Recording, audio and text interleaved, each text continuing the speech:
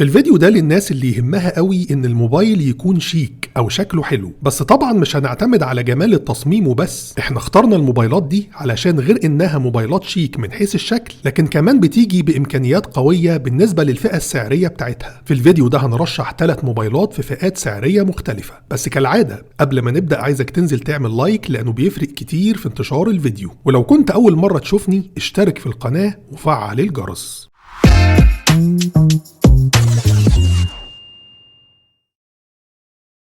لو هتشتري اي موبايل فيهم او هتشتري اي حاجة من موقع نون، استخدم اكواد الخصم بتاعتنا واللي هتديك خصم اضافي. لو بتشتري من نون مصر اكتب NN60 او NN61، ولو بتشتري من نون السعودية او الامارات اكتب RA4.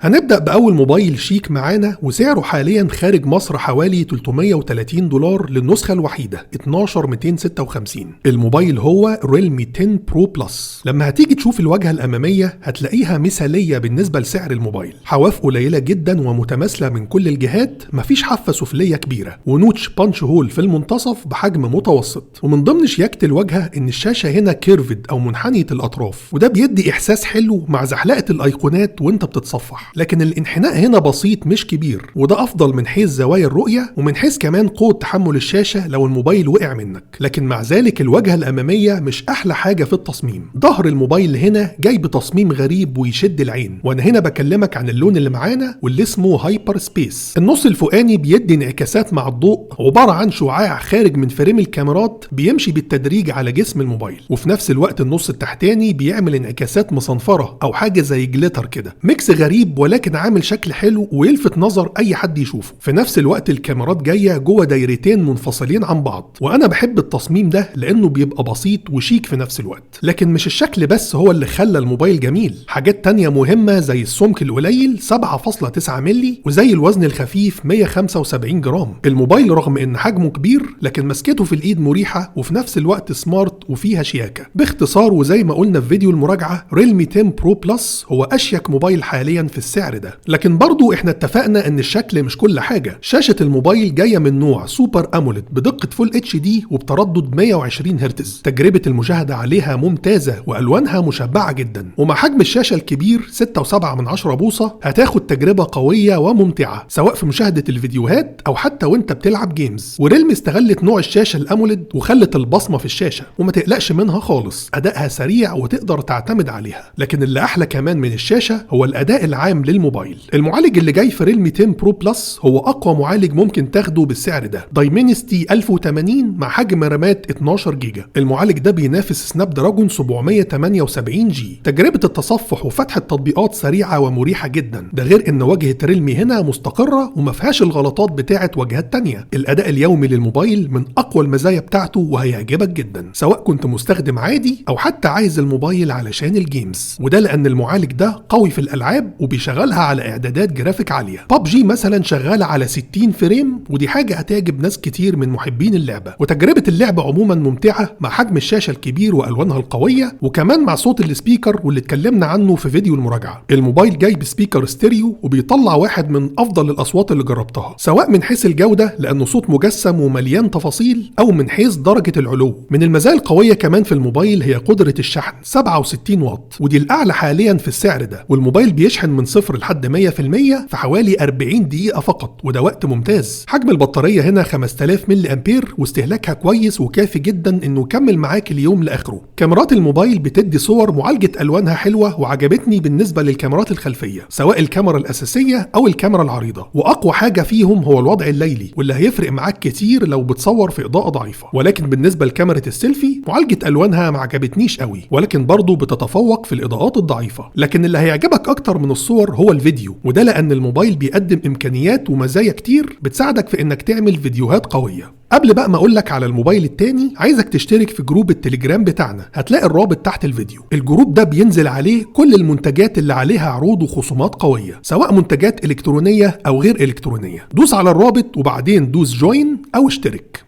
الموبايل التاني معانا نازل في فئة سعرية أعلى شوية، سعره في الإمارات حوالي $460 للنسخة 8 256. الموبايل هو اونر 70. الموبايل ده بالنسبة لي هو أشيك موبايل في الفئة المتوسطة. الواجهة الأمامية بتاعته صعب تفرق بينها وبين واجهة ريلمي 10 برو بلس، نفس حجم الحواف والنوتش تقريبا، بس يمكن هنا الأربع زوايا بتكون حادة أكتر شوية، وده مزود شياكة الواجهة. وبرضه الشاشة هنا كيرفد أو منحنية الأطراف. أما الظهر فجاي بتصميم خشن أو مصنفر شوية، وبيدي انعكاسات جميله مع الضوء بالنسبه للون الازرق اللي معانا. ولكن شكل فريم الكاميرات هنا احلى من ريلمي 10 برو بلس. الدايرتين شكلهم اكبر بفرق واضح، وده متناسب اكتر مع حجم الموبايل الكبير. اونر كمان سبقت ريلمي في انها عملت شاشه ايدج مع سمك قليل للموبايل، السمك حوالي 7.9 مللي، وسبقتها كمان في وزن الموبايل الخفيف اقل من 180 جرام. انا شخصيا كنت بحب امسك الموبايل في ايدي، كان مريح ووزنه خفيف وفي نفس الوقت بيحسسني بالفخامه. لكن زي ما قلنا شياكة الموبايل مش كل حاجة، لازم كمان يكون موبايل قوي في إمكانياته ويديك تجربة استخدام مريحة. من أقوى مزايا الموبايل هي الشاشة، جاية من نوع أوليد، دقتها فول اتش دي وبتردد 120 هرتز، وبرضه حجمها كبير حوالي 6.7 بوصة. فطبعا بعد المواصفات دي ما ينفعش نقول على تجربة المشاهدة غير إنها ممتازة، تشبع قوي للألوان ودعم لخاصية ال HDR 10 بلس، وبتعرض أكتر من مليار لون. هتعجبك قوي في الفيديوهات وفي لعب الجيمز كمان. والإضاءة هنا عالية، أعلى من ريلمي 10 برو بلس، ومش هتحتاج في معظم الوقت اكتر من 50% منها. وبرضه اونر عملت البصمه في الشاشه، والحقيقه من اول الاصدار اللي قبله اونر 50 والشركه بتقدم بصمات شاشه سريعه وقويه ويعتمد عليها، وبتنافس بصمات الشاشه في موبايلات اوبو وريلمي. باختصار شاشه الموبايل هتعجبك، لكن اللي هيعجبك اكتر هي تجربه الاداء.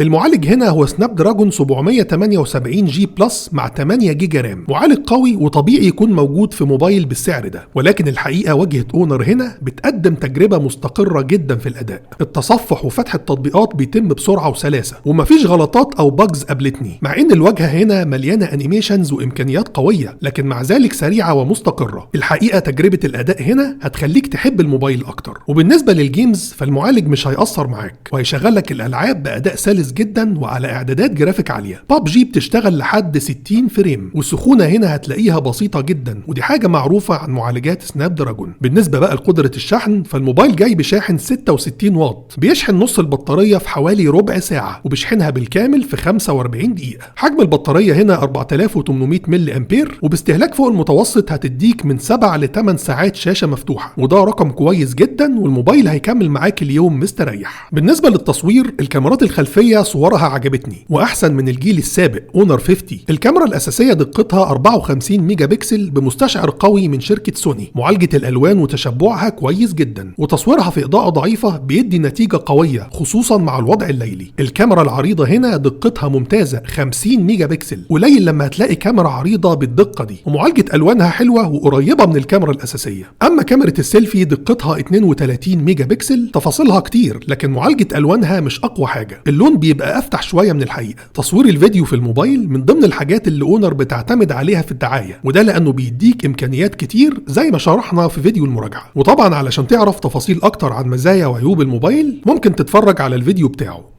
وصلنا للموبايل الثالث معانا واللي ما نقدرش نقول عليه موبايل فئة متوسطة، وده بسبب سعره. الموبايل هو اوبو رينو 8 برو، سعره في الامارات حوالي $700 للنسخة الوحيدة 12256. بالتالي هو موبايل رائد او فلاج شيب. اوبو راحت لمنطقة تانية خالص في تصميم سلسلة الرينو، والموبايل من احلى الهواتف في السعر ده. واجهة امامية مثالية من حيث استحواذ الشاشة وصغر حجم الحواف، ومفيش بقى بيزل كبيرة تحت، انسى الكلام ده، تحت زي فوق. كل حواف الشاشة قد بعض مع نوتش بحجم صغير في منتصف الشاشة. نيجي بقى للظهر. الحكاية الظهر هنا من الزجاج وناعم جدا، واللون الاسود اللي معانا عامل زي المراية. لكن الجديد بقى هو فريم الكاميرات، اللي هو مش فريم، هو جزء من الظهر لكن مرتفع شوية علشان يستوعب حجم الكاميرات، مع تصميم ممتاز للكاميرات الخلفية جوه الفريم ده. كل ده جميل طبعا، لكن الاجمل والاصعب ان رغم الظهر الزجاجي والفريم الالومنيوم، اوبو قدرت تخلي سمك الموبايل 7.3 مللي. انت متخيل؟ مش بس كده، ده كمان وزن الموبايل خفيف 183 جرام. الحقيقة اوبو ابدعت في تصميم الرينو 8 برو، لكن بما انه موبايل فلاج شيب